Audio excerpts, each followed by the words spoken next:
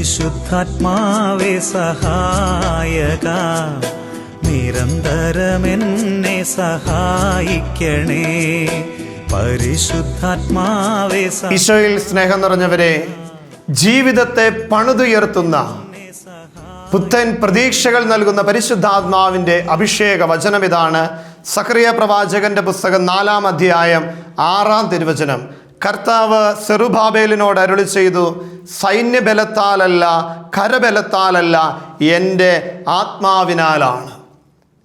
പ്രിയമുള്ളവരെ, സെറുബാബേൽ ദൈവത്തിൻ്റെ ആലയം പണിതുയർത്തിയത് ശക്തിയാലല്ല, കരബലത്താലല്ല, മറിച്ച് ദൈവത്തിൻ്റെ ആത്മാവിൻ്റെ ചൈതന്യത്താലാണ് എന്ന് ഓർമ്മപ്പെടുത്തുന്ന മനോഹരമായ വചനം. നമ്മുടെ ജീവിതത്തെ പണിതുയർത്തുന്ന വചനം. നമ്മുടെ ഉദ്യമങ്ങളിൽ, നമ്മുടെ പുതിയ സംരംഭങ്ങളിൽ, നമ്മുടെ പ്രവർത്തനങ്ങളിൽ പരിശുദ്ധാത്മാവ് കൂടെ ഉണ്ടെങ്കിൽ പ്രിയമുള്ളവരെ, വലിയ വിജയം കൈവരിക്കുവാനായിട്ട് നമുക്ക് സാധിക്കും.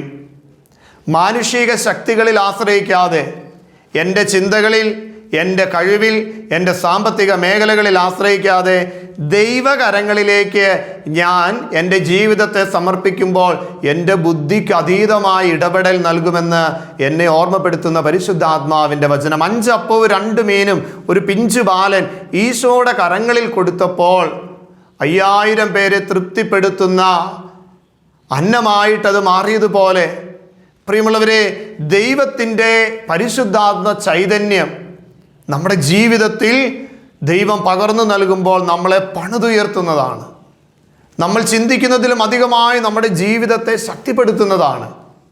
നമ്മുടെ ബുദ്ധിക്ക് അതീതമായി ഉന്നതമായ വിജയം നൽകുവാൻ പാകത്തിന് പരിശുദ്ധാത്മാവിൻ്റെ അഭിഷേക ചൈതന്യം നമ്മളെ ബലപ്പെടുത്തുമായതിനാൽ പ്രിയമുള്ളവരെ, ഞാനിനി എന്നിലല്ല ആശ്രയിക്കുന്നത്, എൻ്റെ ദൈവത്തിലാണ് ആശ്രയിക്കുന്നത്. എന്നെ ശക്തനാക്കുന്നവനിലൂടെ എല്ലാം ചെയ്യുവാനായിട്ട് എനിക്ക് സാധിക്കുമെന്നുള്ള ഉറപ്പിൽ, എൻ്റെ ബലഹീനതയിൽ എന്നെ ശക്തിപ്പെടുത്തുന്ന, എൻ്റെ കുറവുകളിൽ എന്നെ നയിക്കുന്ന, എൻ്റെ വീഴ്ചകളിൽ എന്നെ ചേർത്ത് പിടിക്കുന്ന, എന്നെ പണിതുയർത്തുന്ന ദൈവത്തിൻ്റെ കരങ്ങളിലേക്ക് എൻ്റെ ജീവിതത്തെ വിട്ടുകൊടുത്ത് ആ പരിശുദ്ധാത്മാവിൻ്റെ ചൈതന്യത്തെ സ്വീകരിച്ച് പുത്തൻ അഭിഷേകത്തോടെ മുന്നേറുവാൻ കാരുണ്യവാനായ ദൈവമേ ഞങ്ങളെ അനുഗ്രഹിക്കണമേ. നമുക്ക് പ്രാർത്ഥിക്കാം.